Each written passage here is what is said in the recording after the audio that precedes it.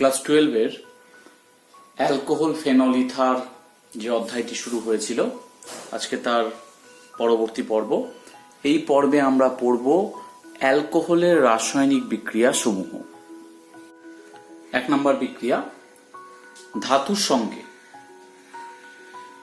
Alcohol sodium, potassium ইত্যাদি সক্রিয় ধাতুর সাথে বিক্রিয়া করে হাইড্রোজেন গ্যাস উৎপন্ন করে।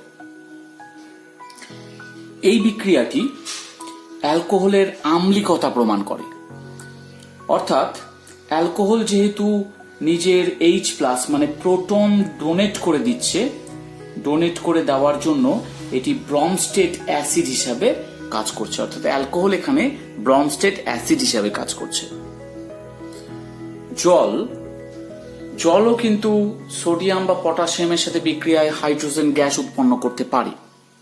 তাহলে জলও ব্রনস্টেড অ্যাসিড হিসাবে কাজ করতে পারে। তাহলে অ্যালকোহল এবং জলের মধ্যে কে ভালো ব্রনস্টেড অ্যাসিড, অর্থাৎ কার আম্লিকতা বেশি? তাহলে অ্যালকোহল বা ওয়াটার উভয় যে ব্রনস্টেড অ্যাসিড হিসেবে কাজ করছে, এর মধ্যে কিন্তু অ্যালকোহলের আম্লিকতা জলের থেকে কম। তাহলে অ্যালকোহল কেন জলের থেকে কম আম্লিক হলো? জলের ক্ষেত্রে OH এর সাথে H আছে, কিন্তু এখানটায় OH এর সাথে R গ্রুপ আছে। এবার R গ্রুপের কি আছে? R গ্রুপের আছে প্লাস আই এফেক্ট, ইলেকট্রন বিকর্ষী প্রভাব, প্লাস আই এফেক্ট। এই প্লাস আই এফেক্টের জন্য সে কিন্তু বন্ধনের ইলেকট্রন, অর্থাৎ R এবং O এর মাঝখানে যে বন্ধন আছে, সেই বন্ধন ইলেকট্রনগুলিকে কিন্তু O এর দিকে বেশি মাত্রায় ঠেলে দিচ্ছে। তাই অক্সিজেনের ইলেকট্রন ঘনত্ব বৃদ্ধি পায়। অক্সিজেনের ইলেকট্রন ঘনত্ব বৃদ্ধি পাওয়ার ফলে O এবং H এর মধ্যে বন্ধন ধ্রুবীয়তা কমে যায়। বন্ধন ধ্রুবীয়তা কমলে পরে কিন্তু H+ এর রিলিজ হওয়ার চান্স, অর্থাৎ H+ এর রিলিজ হওয়ার প্রবণতা কমে যায়। H+ সহজে রিলিজ হতে পারে না, তাই অ্যালকোহল কম আম্লিক।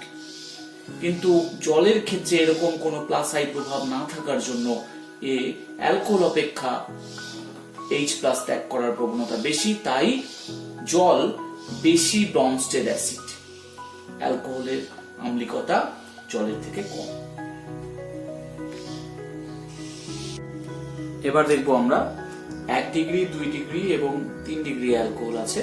এদের মধ্যে আম্লিকতার প্রবণতা কার বেশি, অর্থাৎ আম্লিকতা কার বেশি। এখানে একটা অ্যালকিল গ্রুপ আছে, তার মানে এই একটা অ্যালকিল গ্রুপের ইলেকট্রন বিকর্ষী প্রভাব রয়েছে। এখানে দুটো অ্যালকিল গ্রুপ রয়েছে, এক্ষেত্রে 3টে অ্যালকিল গ্রুপ রয়েছে।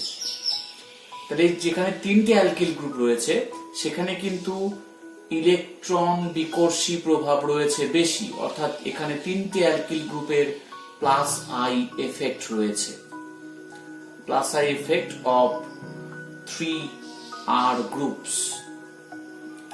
তাহলে 3টে অ্যালকিল গ্রুপের প্লাস আই প্রভাবের জন্য OH বন্ধনের ইলেকট্রন জোড় বেশি মাত্রায় H এর দিকে সরে থাকে।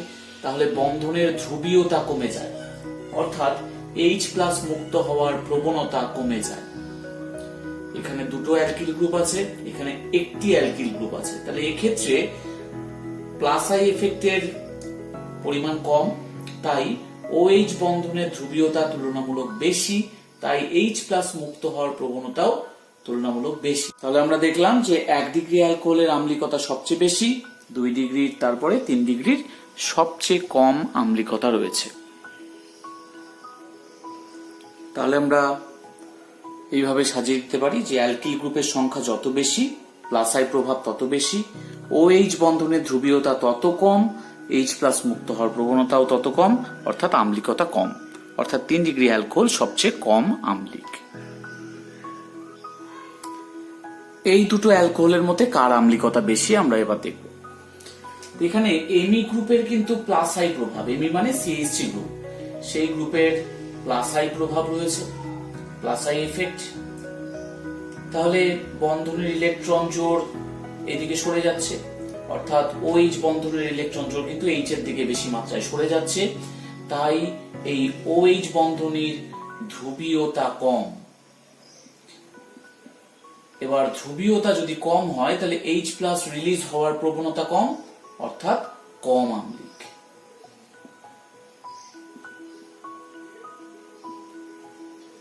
এই রকম অ্যালকোহল রেখেছে তিনটে ফ্লুরিন থাকার জন্য।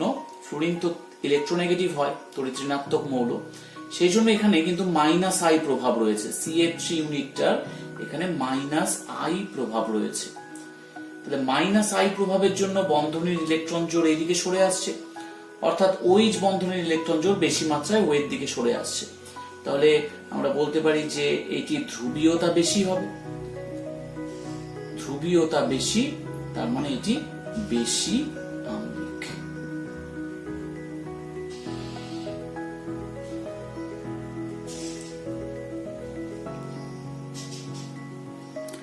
তাহলে আমরা এই 1 নম্বর বিক্রিয়ায় দেখলাম যে অ্যালকোহলের আম্লিকতা জলের থেকে কম কিনা সেটা আমরা যাচাই করে নিলাম। তো অ্যালকোহলের আম্লিকতা যেহেতু জলের থেকে কম, সে কিন্তু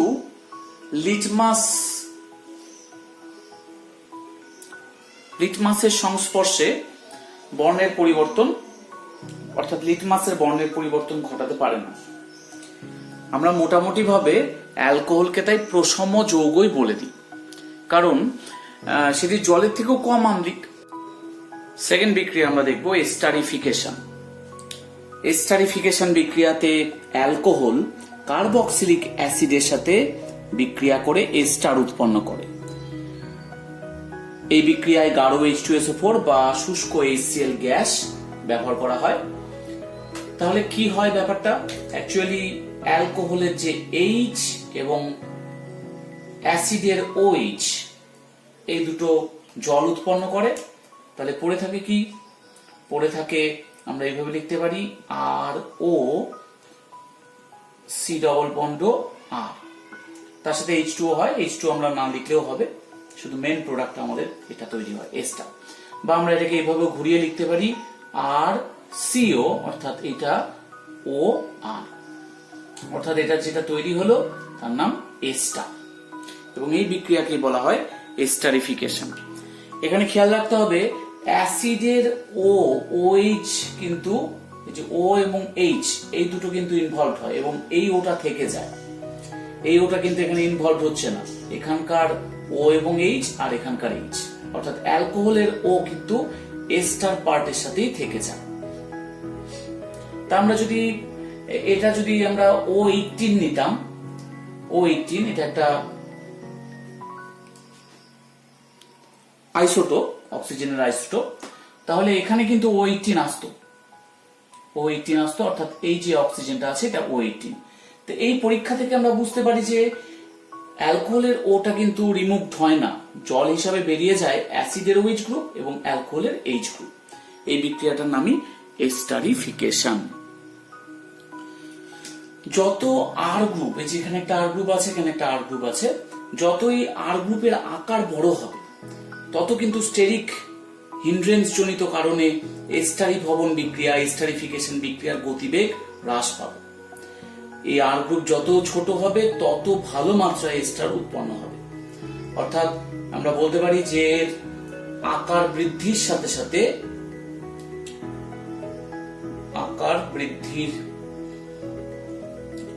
সাথে স্টেরিক হিন্ড্রেন্স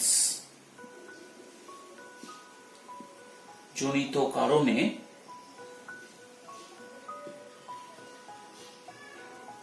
বিক্রিয়ার গতি হ্রাস পায়। তাই প্রোডাক্টের পরিমাণও কম হয়। তাই খেয়াল করতে হবে যেন আর গ্রুপটা ছোট হয়। আর গ্রুপ ছোট হলেই এস্টারিফিকেশন বিক্রিয়া ভালো হয়। এটা কিন্তু এই আর এর ক্ষেত্রেও প্রযোজ্য, এই আর এর ক্ষেত্রেও প্রযোজ্য। তাহলে এবার আমরা দেখে নিই যে কোন কোন অ্যালকোহল ভালো বিক্রিয়া করতে পারে। সবচেয়ে ভালো বিক্রিয়ায় অংশগ্রহণ করতে পারে অ্যালকোহলের মধ্যে মিথানল, কারণ ছোট, আর গ্রুপ CH3। তারপরে ইথানল, ইথানল একটু আকারে বড় হয়েছে আর গ্রুপটা, তাই গতিবেগ কম হয়ে যাচ্ছে। CH3, CH2, CH2OH, প্রোপানোয়ানল, এটা আরো কম হবে। যদি আমরা এরকম নিই CH3 2CHOH অর্থাৎ প্রোপান টু অল, এর গতিবেগ, এর ক্ষেত্রে গতিবেগটা আরো কমে যাবে। তাহলে এইভাবে যত অ্যালকোহলের ক্ষেত্রে আর এর পরিমাণ বৃদ্ধি হবে তত কিন্তু গতিবেগ হ্রাস পাবে। তাহলে অ্যাসিড হিসাবেও সবচেয়ে ভালো কিন্তু ফর্মিক অ্যাসিড, এটা সবচেয়ে সরলতম অ্যাসিড। এই ফর্মিক অ্যাসিড কিন্তু সবচেয়ে ভালো, এরটা সবচেয়ে বেশি হবে গতিবেগ, এর থেকে কম হবে যদি আমরা অ্যাসিটিক অ্যাসিড ইউজ করি। অ্যাসিটিক অ্যাসিড ইউজ করলে গতিবেগ কম হবে এবং তার থেকেও গতিবেগ কমে যাবে যদি আমরা এরকম ব্যবহার করি এই অ্যাসিড, এভাবে ধীরে ধীরে কমতে থাকবে। তাহলে আমরা এই দুটোর ক্ষেত্রে মিথানল আর ফর্মিক অ্যাসিড এই দুটোর ক্ষেত্রে বিক্রিয়া একটু দেখে নিই। যদি আমরা মিথানল নিই, মিথাইল অ্যালকোহল, এবং যদি ফর্মিক অ্যাসিড নিই, ফর্মিক অ্যাসিডটাকে উল্টো ভাবে লিখলাম HOC+H, এর মধ্যে গাঢ় H2SO4 দিচ্ছি বা শুষ্ক HCl গ্যাস দিলেও হবে। তাহলে এখানকার H রিমুভড হবে, এখানকার OH রিমুভড হবে, তাহলে পড়ে থাকবে CH3O C+H, অর্থাৎ আমরা এইভাবে লিখতে পারি HCOOCH3। তার মানে এটার নাম কি? এটা হচ্ছে মিথাইল ফরমেট। মিথাইল ফরমেট, এটা একটা এস্টার, তার নাম মিথাইল ফরমেট বা মিথাইল মিথানোয়েট। এবার আমরা দেখে নেব এস্টারিফিকেশন বিক্রিয়ার মেকানিজম। এইভাবে শেষে এসে এস্টার উৎপন্ন হয়। এটা অ্যাসিড এবং অ্যাসিডের সাথে অ্যালকোহলের বিক্রিয়ায় এখানে এস্টার উৎপন্ন হলো। এবার আমরা দেখব অ্যাসিড ক্লোরাইডের সঙ্গে বিক্রিয়া। এটা অ্যাসিড ক্লোরাইড, তার সাথে অ্যালকোহলের বিক্রিয়ায় যদি পিরিডিন দেওয়া হয় তাহলে এখান থেকে Cl এবং এখান থেকে H চলে যাবে, অর্থাৎ HCl মুক্ত হবে। তাহলে তৈরি হচ্ছে কি RC+OR, তার মানে এস্টার আমরা পাচ্ছি। এখানে যদি আমরা R কে যদি আমরা এরকম ধরে নিতাম CH3 গ্রুপ, R কে যদি আমরা CH3 গ্রুপ হিসাবে ধরতাম তাহলে যৌগটা কি হতো? CH3COCl অর্থাৎ অ্যাসিটাইল ক্লোরাইড, তার সাথে যে কোনো অ্যালকোহলের বিক্রিয়ায় তৈরি হতো কি? তৈরি হতো CH3C+OR, অর্থাৎ এখানেও HCl মুক্ত হতো। তাহলে যেহেতু এখানে অ্যাসিটাইল ক্লোরাইড ব্যবহার করা হচ্ছে, অ্যাসিটাইল ক্লোরাইড যেহেতু ব্যবহার করা হচ্ছে, তাই এই বিক্রিয়াটার নাম অ্যাসিটাইলেশন। অ্যাসিটাইলেশন।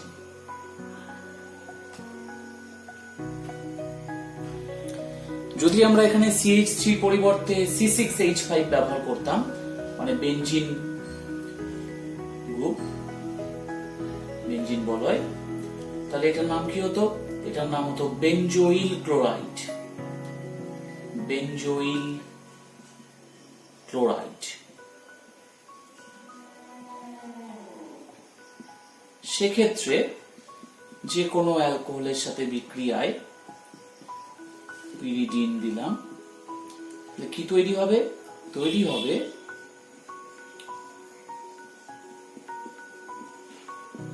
এটা। এই বিক্রিয়াতে যেহেতু বেনজোইল ক্লোরাইড অংশগ্রহণ করলো, তাই এই বিক্রিয়ার নাম বেনজোইলেশন। বেনজোইলেশন।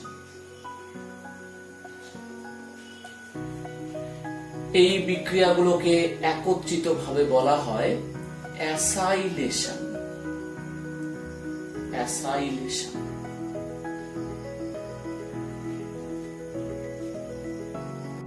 এটা পিরিডিনের স্ট্রাকচার C5H5N। পিরিডিন এখানে ক্ষারক হিসাবে কাজ করছে। এর ফলে এস্টার উৎপন্ন হয়। এই বিক্রিয়াতে আমরা দেখতে পেলাম তাহলে এস্টার উৎপন্ন হচ্ছে। পরের বিক্রিয়া অ্যাসিড অ্যানহাইড্রাইডের সাথে অ্যালকোহলের বিক্রিয়া। তাহলে অ্যাসিড অ্যানহাইড্রাইড কেমন হয়? আর সিও ও সিও আর, এই আর একই হতে পারে বা অসমান হতে পারে। এর সাথে অ্যালকোহলের বিক্রিয়া, অ্যালকোহলটাকে আমরা উল্টো ভাবে লিখলাম, পিরিডিন ক্ষারক, তার উপস্থিতিতে বিক্রিয়া হবে। তাহলে বিক্রিয়াটা কি হবে? এখানে এই পার্টটা এবং এখান থেকে এইচ পার্ট, এই পার্ট দুটো কিন্তু অ্যাসিড উৎপন্ন করবে, আর পড়ে থাকবে কি আর সিও, এদিকে ও আর। তাহলে থাকলো আর সিও ও আর। তার সাথে কি হলো? তার সাথে হলো আর, আমি এইভাবে লিখছি, তারপরে সি ডবল বন্ড ও, তারপরে ছিল ও, এটা ছিল এইচ। তাহলে একটা এস্টার তৈরি হলো আর একটা তৈরি হলো অ্যাসিড, কার্বক্সিলিক অ্যাসিড। তাহলে অ্যাসিড অ্যানহাইড্রাইডের সাথে বিক্রিয়াতে এস্টার এবং অ্যাসিড উৎপন্ন হয়। এই যে অ্যাসিড অ্যানহাইড্রাইড যেখানে বিক্রিয়া অংশগ্রহণ করলো, এই বিক্রিয়াটাকেও কিন্তু আমরা অ্যাসাইলেশন বলে থাকি, কারণ আলটিমেটলি এখানে কিন্তু অ্যাসাইল গ্রুপ আসলো। আরসিও গ্রুপটার নাম অ্যাসাইল গ্রুপ, যেহেতু ও আর এর সাথে আরসিও গ্রুপ এসছে তাই অ্যাসাইলেশন বলা হয়। এর আগের বিক্রিয়াতেও তাই ছিল, অ্যাসাইলেশন। আর কে যদি আমরা CH3 ধরে নিই, তাহলে CH3 সি ডবল বন্ড ও CO CH3 প্লাস HO আর। আমি যদি এখানেও পিরিডিন দিই, তাহলে এই পোর্শন আর H দুটো একসাথে আসবে এবং এই পার্টটা পড়ে থাকবে। তাহলে কি থাকলো? CH3 সি ডবল বন্ড ও আর, মানে এটা এস্টার উৎপন্ন হলো, তার সাথে তৈরি হলো CH3 C double bond O H, অর্থাৎ অ্যাসিটিক অ্যাসিড তৈরি হলো। তাহলে যেহেতু এখানে অ্যাসিটিক অ্যানহাইড্রাইড বলা হয়, এটাকে আমরা অ্যাসিটিক অ্যানহাইড্রাইড ব্যবহার করেছি, অ্যাসিটিক অ্যানহাইড্রাইড।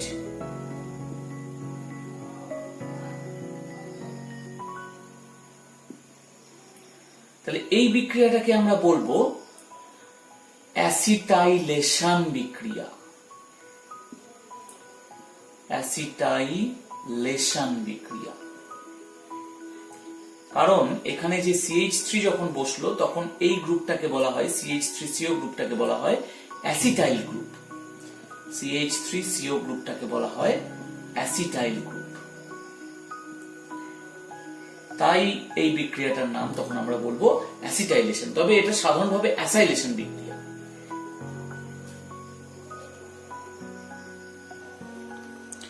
তবে এই বিক্রিয়ায় আমরা পিরিডিন না ব্যবহার করেও যদি সোডিয়াম অ্যাসিটেট ব্যবহার করতাম, CH3COO, এটা ব্যবহার করলেও কিন্তু হতো। তাই আমরা এখানে লিখে দিই যে পিরিডিন বা CH3COO, এটা ব্যবহার করলেও কিন্তু একই রেজাল্ট পাওয়া যাবে। তাই আমরা এখানে লিখে দিই পিরিডিন বা CH3COO, অর্থাৎ সোডিয়াম অ্যাসিটেট।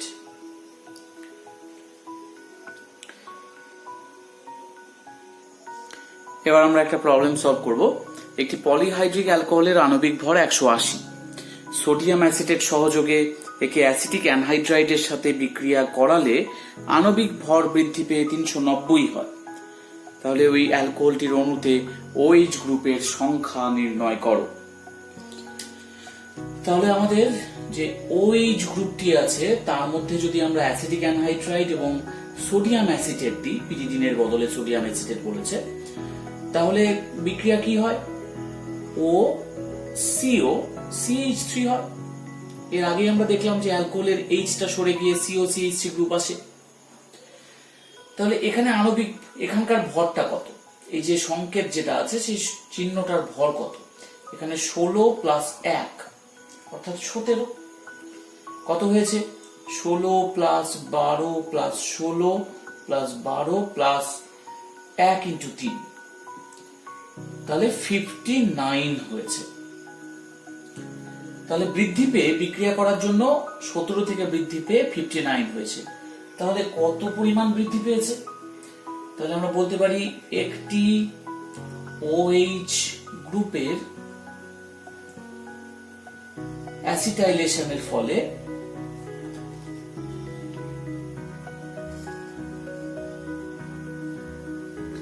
ভর বৃদ্ধি পেয়েছে 59 মাইনাস 17 ইকুয়ালস টু 42, তাহলে 42 ভর বৃদ্ধি পেয়েছে। তাহলে এখানে বৃদ্ধির কত মোট বৃদ্ধি হয়েছে কিন্তু 390 মাইনাস 180, অর্থাৎ মোট বৃদ্ধি হয়েছে 210, আণবিক ভরটা 210 বৃদ্ধি পেয়েছে। তাহলে OH গ্রুপের সংখ্যা, OH গ্রুপের সংখ্যা আমরা যদি মোট বৃদ্ধিকে যদি প্রতি OH গ্রুপ বৃদ্ধির জন্য যে পরিমাণ পরিবর্তন হচ্ছে সেটিতে ভাগ করে দিই, তাহলে যা আসবে উত্তর সেটি কিন্তু OH গ্রুপের সংখ্যা। এখানে OH গ্রুপের সংখ্যা দাঁড়াচ্ছে 5, অর্থাৎ ওই যে পলিহাইড্রিক অ্যালকোহলটি তাতে 5টি OH গ্রুপ আছে। 5 নম্বর বিক্রিয়া আমরা পড়ব ফসফরাস হ্যালাইডের সঙ্গে বিক্রিয়া। ফসফরাস হ্যালাইড কি কি হতে পারে? ফসফরাস হ্যালাইড হতে পারে PCl3, PBr3।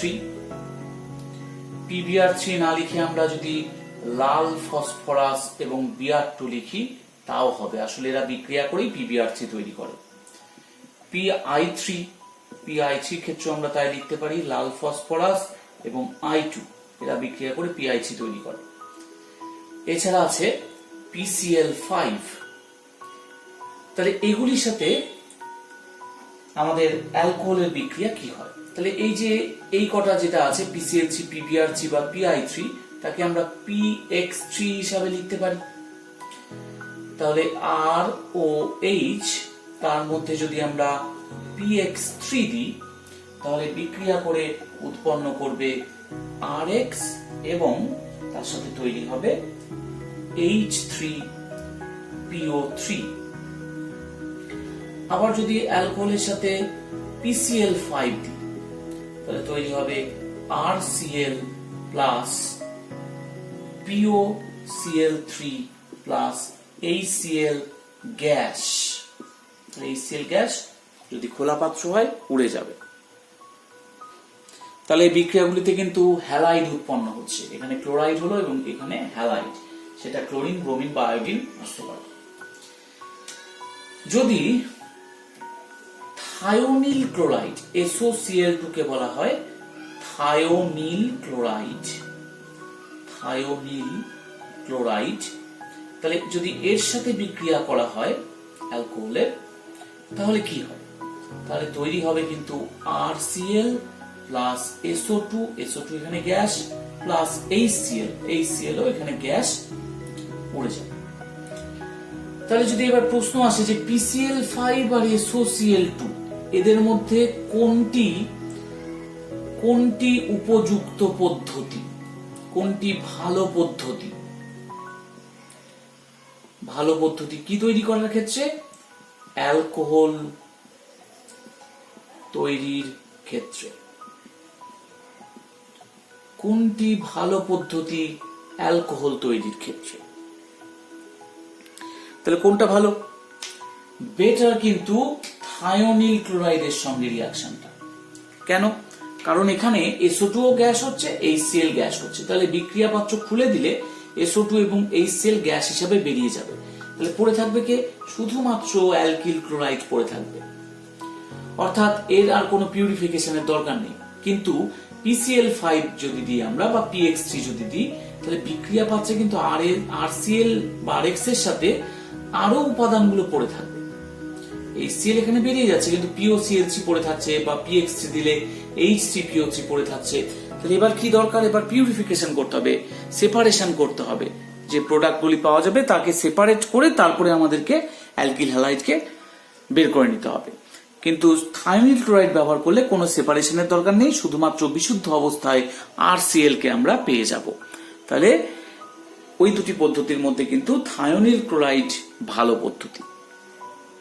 এবার আমরা পরের বিক্রিয়াতে আসি, অ্যালকোহলের নিরুদন, অর্থাৎ অ্যালকোহলের ডিহাইড্রেশন বিক্রিয়া, যেখানে জল মুক্ত হয়। তো আমরা এরকম একটা অ্যালকোহল নিলাম, OH গ্রুপ আছে এবং তার পার্শ্ববর্তী কার্বনের সাথে একটা H আছে। তাহলে গাঢ় H2SO4 হিট বা অ্যালুমিনা এবং হিট করলে এখান থেকে জলের অণু মুক্ত হয়।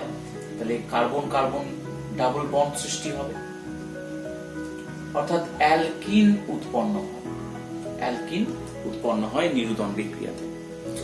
তো যদি অ্যালকোহলটা 1 ডিগ্রি অ্যালকোহল হয়, সেক্ষেত্রে আমাদের গাঢ় H2SO4 দরকার, গাঢ় H2SO4 দরকার এবং তার সাথে টেম্পারেচারটা দরকার 170 ডিগ্রি সেলসিয়াস। বা আমরা যদি সেক্ষেত্রে অ্যালুমিনিয়াম অক্সাইড নিই Al2O3, তাহলে তার সাথে 350 ডিগ্রি সেলসিয়াস তাপমাত্রা দরকার।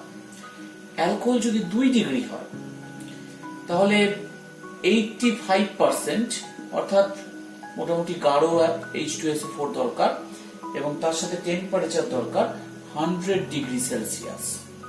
যদি আমরা অ্যালুমিনা ব্যবহার করি, তাহলে অ্যালুমিনার সাথে টেম্পারেচার দরকার 250 ডিগ্রি সেলসিয়াস। 3 ডিগ্রি অ্যালকোহল ব্যবহার করলে মাত্র 20% H2SO4 অর্থাৎ লঘু H2SO4 এবং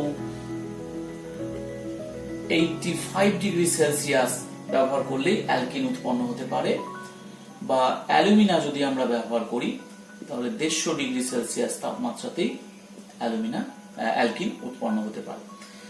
তাহলে এই 1 ডিগ্রি 2 ডিগ্রি 3 ডিগ্রি অ্যালকোহল ব্যবহার করলে কিন্তু তার সাথে তাপমাত্রাগুলো চেঞ্জ হয়ে যাবে এবং H2SO4 এর গাঢ়ত্বও চেঞ্জ হয়ে যাবে। তো এবার আমরা কতগুলি এক্সাম্পল দেখে নিব, যেমন ইথাইল অ্যালকোহল। তাহলে ইথাইল অ্যালকোহলের সাথে যদি একই রকম ট্রিটমেন্ট করা হয়, তাহলে কি ধরনের অ্যালকিন, মানে যে অ্যালকিনটি উৎপন্ন হবে তার নাম কি হবে? তাহলে ইথাইল অ্যালকোহলকে আমরা এইভাবে সাজিয়ে নিতে পারি। ইথাইল অ্যালকোহলের CH3 আছে, এখানে দুটো H আছে আর OH গ্রুপ আছে। তাহলে OH গ্রুপ এইটা, দুটো H এর মধ্যে একটা H এখানে, একটা H এখানে দিলাম এবং CH3, এই কার্বনে CH3 ছিল, তাহলে এই কার্বনে একটা H দিয়েছি, আরো দুটো H আমরা দিলাম।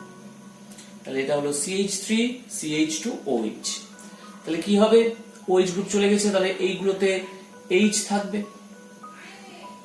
H থাকবে, অর্থাৎ এটা যে অ্যালকিন তৈরি হচ্ছে তার নাম ইথিন বা ইথিলিন। ইথিন বা ইথিলিন। এই যে গাঢ় H2SO4 ব্যবহার করব, এখানে তখন টেম্পারেচারটা আমরা মেনশন করব 170 ডিগ্রি সেলসিয়াস, যেহেতু এটা 1 ডিগ্রি অ্যালকোহল। এবং অ্যালুমিনা ব্যবহার করলে আমরা 350 ডিগ্রি সেলসিয়াস দিব। ইথাইল অ্যালকোহল কিন্তু 170 ডিগ্রি সেলসিয়াসের বদলে যদি আমরা গাঢ় H2SO4 এবং 140 ডিগ্রি সেলসিয়াস টেম্পারেচার দিই, তাহলে কিন্তু এটি আর ইথিন তৈরি করবে না, তার বদলে ইথার তৈরি হবে। ডাই ইথাইল ইথার আমরা এখানটায় পাবো। সেই জন্য ইথাইল অ্যালকোহলের ক্ষেত্রে টেম্পারেচারটা খুব ক্রুশিয়াল। টেম্পারেচার 170 হলে ইথিলিন বেশি করে তৈরি হবে এবং 140 হলে কিন্তু ইথার বেশি করে উৎপন্ন হবে। সেই জন্য ইথাইল অ্যালকোহলের ক্ষেত্রে টেম্পারেচার উল্লেখ করতেই হবে। যদি আমরা 2 ডিগ্রি অ্যালকোহল হিসেবে প্রোপান 2-অল নিই, সেক্ষেত্রে আমরা এইটাকে এইভাবে স্ট্রাকচার হিসেবে সাজিয়ে নিতে পারি। OH গ্রুপ আছে, এখানে এই কার্বনটার সাথে কিন্তু একটা H আছে, একটা CH3 আছে। তাহলে আমি যে কোনো একদিকে রাখতে পারি CH3, একদিকে রাখলাম H এবং এই কার্বনটাতে 3টা H আছে। তাহলে এই হয়ে গেল CH3 CH3 আর এদিকে OH, অর্থাৎ প্রোপান 2-অল হলো। তাহলে এক্ষেত্রে আমাদের গাঢ় H2SO4 না ব্যবহার করে আমরা 85% H2SO4 ব্যবহার করতে পারি, বা গাঢ় H2SO4 দিলেও কিন্তু রেজাল্ট একই হবে। এবং টেম্পারেচারটা আমরা 100 ডিগ্রি সেলসিয়াস, মানে মিনিমাম 100 ডিগ্রি সেলসিয়াস না দিলে কিন্তু প্রোডাক্ট হবে না, 100 এর উপরে দিলেও একই রকম প্রোডাক্ট হবে। টেম্পারেচার মনে না থাকলে জাস্ট হিট লিখে দেবো। শুধু ইথাইল অ্যালকোহলের ক্ষেত্রে কিন্তু টেম্পারেচারটা মাস্ট। তাহলে এখানে কি পড়ে থাকবে, দুটো এইচ এইদিকে থাকবে এই কার্বনের সাথে, এবং এখানে থাকবে CH3 আর H, অর্থাৎ আমরা এইভাবেও লিখতে পারি CH2 double bond CH CH3, মানে এটা তৈরি হলো প্রোপিন। এটা একটি 3 degree alcohol, tertiary butyl alcohol বা 2-মিথাইল প্রোপান 2-অল। তাহলে এর ক্ষেত্রে দেখে নিই, আমাদের একদিকে OH আছে এই কার্বনের সাথে, আর একদিকে দিলাম CH3, আর একটা দিলাম CH3, এবং এই দিকে যে CH3 টা ছিল সেটাকে আমরা ভেঙে এইভাবে লিখেছি। তাহলে CH3, 3টা CH3 হলো এবং OH হলো। তাহলে যদি আমরা এখানে জাস্ট 20% H2SO4 দিই এবং টেম্পারেচার যদি 85 ডিগ্রি সেলসিয়াস দিই, বা অ্যালুমিনা দিলে মোটামুটি যদি আমরা 150 ডিগ্রি সেলসিয়াস দিই, এখানে গাঢ় H2SO4 দিলেও হবে এবং টেম্পারেচার বেশি দিলেও হবে, কিন্তু এগুলো মিনিমাম কন্ডিশন। এগুলো যদি দিই তাহলে জল বের হয়ে যাবে, তাহলে পড়ে থাকবে কি, এই কার্বনের সাথে দুটো H, এই কার্বনের সাথে দুটো CH3, তার মানে প্রোডাক্টটা দাঁড়াবে CH2 double bond C CH3, এখানে CH3। তাহলে এটা হচ্ছে 2-মিথাইল প্রোপিন, 2-মিথাইল প্রোপিন উৎপন্ন হবে। এবার আমরা দেখে নিই 2-মিথাইল বিউটান 1-অল, 1 ডিগ্রি অ্যালকোহল, এর ক্ষেত্রে কি হচ্ছে। তাহলে এখানে OH গ্রুপ আছে, এই C এর সাথে দুটো হাইড্রোজেন আছে CH2OH, এখানে আছে একটা H, আর একদিকে আছে CH3, একদিকে আছে C2H5। তাহলে আমি একদিকে রাখলাম CH3CH2 মানে C2H5, এবং আর একটা রাখলাম CH3। তাহলে এবার যদি আমরা গাঢ় H2SO4 দিই এবং হিট করি তাহলে কি হবে, তাহলে এখানে দুটো হাইড্রোজেন আসবে, একটা আসবে CH3 আর একটা আসবে CH3CH2, অর্থাৎ এরকম একটা অ্যালকিন পাওয়ার কথা। কিন্তু প্রোডাক্ট এটা পাওয়া যায় না। প্রোডাক্ট কি পাওয়া যায়, এটা উৎপন্ন হয় না, তার বদলে তৈরি হয় C ডবল বন্ড C,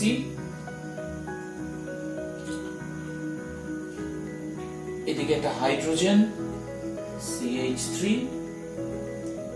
এদিকে দুটো CH3, এইটা পাওয়া যায়। তাহলে এটা তো এক্সপেক্টেড ছিল আমাদের এই নিয়ম অনুযায়ী, কিন্তু এটা কেন পাওয়া গেল? তো এটা বুঝতে গেলে আমাদের একটু মেকানিজম নিয়ে আলোচনা করতে হবে। তো আমরা দেখে নিই কি করে এটা হচ্ছে। 2-মিথাইল বিউটান 1-অল, সেটি সংস্পর্শে যখন H+ আসছে তখন OH2 হয়ে যাচ্ছে, CH3 CH2 CH CH3 CH2 OH2 positive হচ্ছে। তো এটা গুড লিভিং গ্রুপ। এ কিন্তু OH2 টা বেরিয়ে যাচ্ছে, কিন্তু বেরিয়ে গেলে তো এটা 1 ডিগ্রি কার্বোক্যাটায়ন হবে। তাহলে 1 ডিগ্রি কার্বোক্যাটায়ন হিসাবে কিন্তু এটা স্টেবিলিটি কম, তাই এখানে 1 ডিগ্রি কার্বোক্যাটায়ন তৈরি হচ্ছে না। এখানকার যে হাইড্রোজেনটা আছে, 1 ডিগ্রি কার্বোক্যাটায়ন তো তৈরি হয় না, তাহলে 1 ডিগ্রি কার্বোক্যাটায়ন কিন্তু তৈরি হওয়ার কথা ছিল। তা যদি তৈরি হতো তাহলে কি হতো সেটা আগে আমরা দেখে নিই। তাহলে যদি 1 ডিগ্রি কার্বোক্যাটায়ন তৈরি হয় তাহলে এরকম প্রোডাক্ট হবে, অর্থাৎ এরকম একটা কার্বোক্যাটায়ন তৈরি হবে।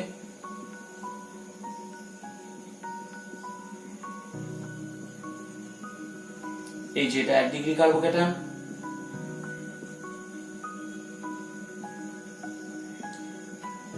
এবার পার্শ্ববর্তী কার্বন থেকে একটা হাইড্রোজেন বেরিয়ে যাবে।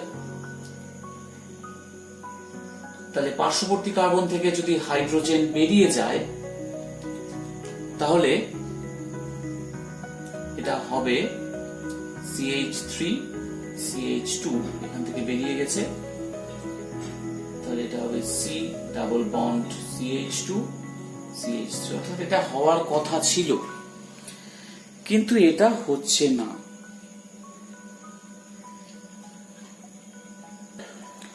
কারণ 1 ডিগ্রি কার্বোক্যাটায়ন লিস্ট স্টেবল, এত কম স্টেবল যে এটা তৈরি হয় না। তাহলে ওরা চেষ্টা করবে যে কোনোভাবে যেন বেটার কার্বোক্যাটায়ন ফর্মেশন হয়, অর্থাৎ 2 ডিগ্রি বা 3 ডিগ্রি কার্বোক্যাটায়ন তৈরি হলে কিন্তু স্টেবিলিটি বাড়বে। তাহলে এখান থেকে যখন OH2 বেরিয়ে যাচ্ছে জল হিসাবে, এই হাইড্রোজেন নিজের ইলেকট্রন নিয়ে এই কার্বনে চাপ দিচ্ছে, মাইগ্রেট করছে। এই কার্বনে মাইগ্রেট করলে কি হবে? CH3 CH2C CH3 এখানে হলো পজিটিভ, এইখানে হয়ে গেল CH3, অর্থাৎ এটা কিন্তু 3 ডিগ্রি কার্বোক্যাটায়ন। 3 ডিগ্রি কার্বোক্যাটায়ন কিন্তু স্টেবল কার্বোক্যাটায়ন। তাহলে 3 ডিগ্রি কার্বোক্যাটায়ন ফর্মেশন হলো, এটা এখানে হলো না, তার বদলে 3 ডিগ্রি কার্বোক্যাটায়ন ফর্মেশন হলো। এইবার এইখানে একটা হাইড্রোজেন আছে, পার্শ্ববর্তী তো দুটো কার্বন আছে, এইদিকে CH3 আছে, এদিকে CH2 আছে। কোন কার্বন থেকে হাইড্রোজেন বেরোবে? সবসময় ডবল বন্ড এমন ভাবে তৈরি হয় যেন ডবল বন্ডটা মাঝের দিকে থাকে, সাইডের দিকে না যায়, অর্থাৎ বেশি প্রতিস্থাপিত দ্বিবন্ধন যৌগ বেশি পরিমাণে তৈরি হয়। অর্থাৎ ভেতরের যে কার্বনটা আছে, যেখানে CH2 আছে, সেখান থেকে একটা হাইড্রোজেন বেরিয়ে যাবে। তাহলে থাকবে কি CH3 CH double bond C,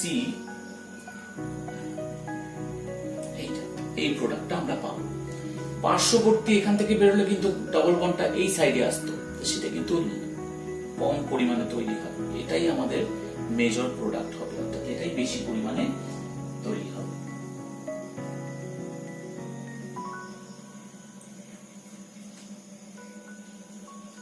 এক্ষেত্রে আমরা মাইনর প্রোডাক্টও লিখে রাখতে পারি, যদি পাশের কার্বন থেকে যেত, সাইডের কার্বনটা থেকে, তাহলে এই রকম প্রোডাক্ট আমরা পেতে পারতাম,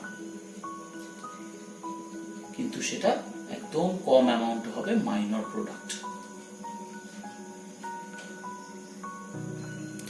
3,3-ডাইমিথাইল বিউটান টুঅল, এটিরও নিরুদনে পাওয়ার কথা কি? এখান থেকে OH বেরিয়ে যাবে এবং এই কার্বন থেকে একটা H বেরিয়ে যাবে, অর্থাৎ এই প্রোডাক্টটা কিন্তু হওয়ার কথা ছিল। এই প্রোডাক্টটা হওয়ার কথা ছিল CH ডাবল বন্ড CH2, এটা আমাদের এক্সপেক্টেড প্রোডাক্ট। এখান থেকে একটা H বেরোবে, এখান থেকে একটা OH বেরোবে, যদি আমরা গাঢ় H2SO4 ব্যবহার করে নিরুদন করতাম। কিন্তু এখানেও এই প্রোডাক্টটা পাওয়া যায় না, তার বদলে পাওয়া যায় CH3C,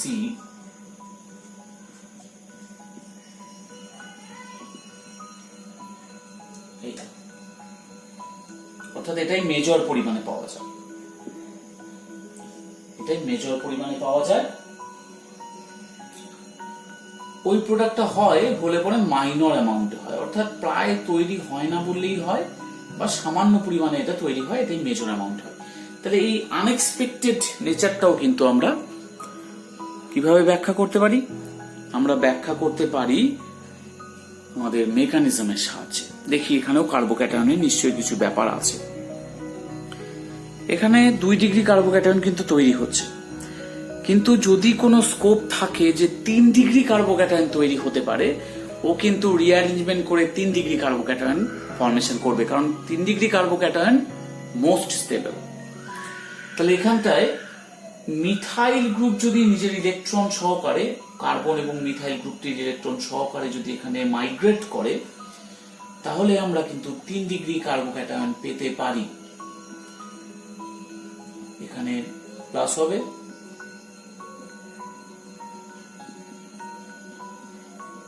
তাহলে এটা কিন্তু 3 ডিগ্রি কার্বোক্যাটায়ন তৈরি হলো। তাহলে এটা একটা ফর্মেশন হবে, কারণ এটা মোস্ট স্টেবল, 2 ডিগ্রির থেকেও বেশি স্টেবল। এবার আরেকটা H+ বেরিয়ে যাবে, কোথা থেকে বেরোবে? এই হাইড্রোজেন বেরোতে পারে বা সাইডের হাইড্রোজেন বেরোতে পারে, কিন্তু সাইডের হাইড্রোজেন বেরোলে পরে প্রোডাক্টের পরিমাণ খুব কম হয়, ওটা মাইনর অ্যামাউন্টে হয়, বরঞ্চ মাঝখানের হাইড্রোজেন বেরিয়ে গেলেই সেই প্রোডাক্টটা বেশি স্টেবল হয়। তাই এখানে বেরিয়ে যাচ্ছে এই কার্বনের সাথে যে হাইড্রোজেনটা, অর্থাৎ ডবল বন্ড খেয়াল রাখতে হবে সবসময় মাঝের দিকে আসছে। এখান থেকে হাইড্রোজেন বেরিয়ে গেলে ডাবল বন্ডটা মাঝের দিকে আসছে, তাহলে এটাই আমাদের মেজর অ্যামাউন্ট। যদি সাইড থেকে বেরোতো তাহলে তৈরি হতো, এখান থেকে যদি আমরা বের করতাম হাইড্রোজেনকে, তাহলে CH2 double bond C CH3 এখানে যেমন ছিল তেমনই থাকতো। এটা কিন্তু আমাদের মাইনর অ্যামাউন্টে তৈরি হবে। মেজর অ্যামাউন্ট যেখানে ডবল বন্ড মাঝ থেকে থাকবে।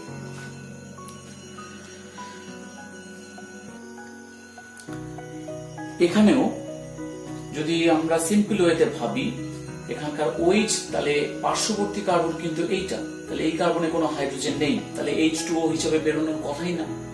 কিন্তু এখানেও যে প্রোডাক্টটা হবে সেটা কিন্তু আমাদের হিসাব, যে আমাদের যে নর্মাল যেরকম হচ্ছিল একটা নির্দিষ্ট নিয়ম অনুযায়ী সেরকম আসবে না। এখানেও কিন্তু মেকানিজম হিসাব করে আমাদেরকে নিয়ে আসতে হবে প্রোডাক্টটা। কারণ এখানে নর্মালি যদি ভাবি OH এর সাথে এই কার্বনের কোনো H নেই, তাহলে তো জল বেরোনোর কথাই না, কিন্তু এখানে অ্যালকিন উৎপন্ন হবে। তাহলে দেখে নিই কিভাবে হচ্ছে। তাহলে এখানটায় প্রথমে ফর্ম করবে CH2OH2+। তাহলে এটা 1 ডিগ্রি কার্বোক্যাটায়ন হওয়ার কথা, কিন্তু 1 ডিগ্রি কার্বোক্যাটায়ন তো স্টেবল না। তাই যেমন করে জল বেরিয়ে যাবে এখান থেকে একটা মিথাইল গ্রুপ কিন্তু মাইগ্রেট করবে। তাহলে তৈরি হলো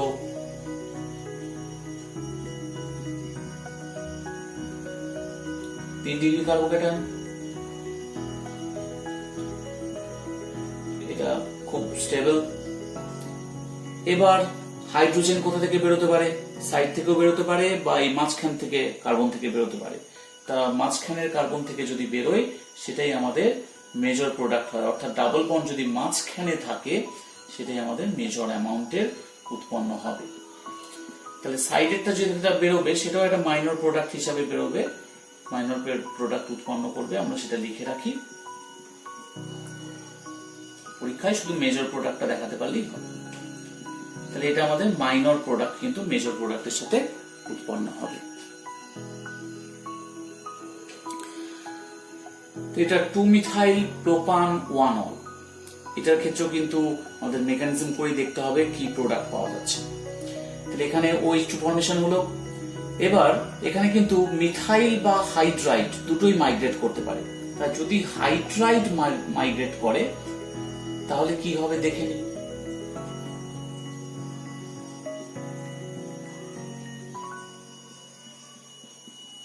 তাহলে এখানে তৈরি হচ্ছে 3 ডিগ্রি কার্বোক্যাটায়ন।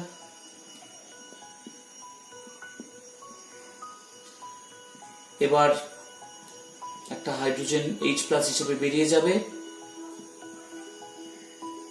তাহলে আমরা এই প্রোডাক্ট পাবো।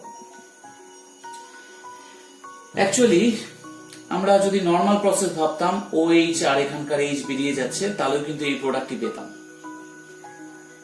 কিন্তু আরেক রকম ভাবে আমরা প্রোডাক্ট পেতে পারি। কিরকম? আমরা যদি হাইড্রাইড শিফট না করে আমরা যদি মিথাইল গ্রুপটাকে শিফট করতাম তাহলেও আমরা কিন্তু অন্যরকম প্রোডাক্ট পেতাম। তাহলে দেখি মিথাইল গ্রুপ শিফট করছি আমরা। এবার হাইড্রাইড এখানে থেকে গেছে, হাইড্রোজেনটা মিথাইল শিফট করে গেছে, তাহলে এখানে প্লাস হয়েছে CH2 CH3। এটা 2 ডিগ্রি কার্বোক্যাটায়ন।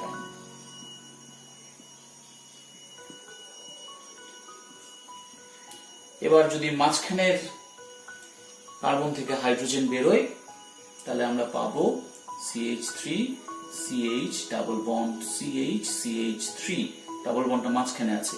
আবার সাইডের কার্বন থেকেও বেরোতে পারে, সেটা মাইনর অ্যামাউন্ট হয়।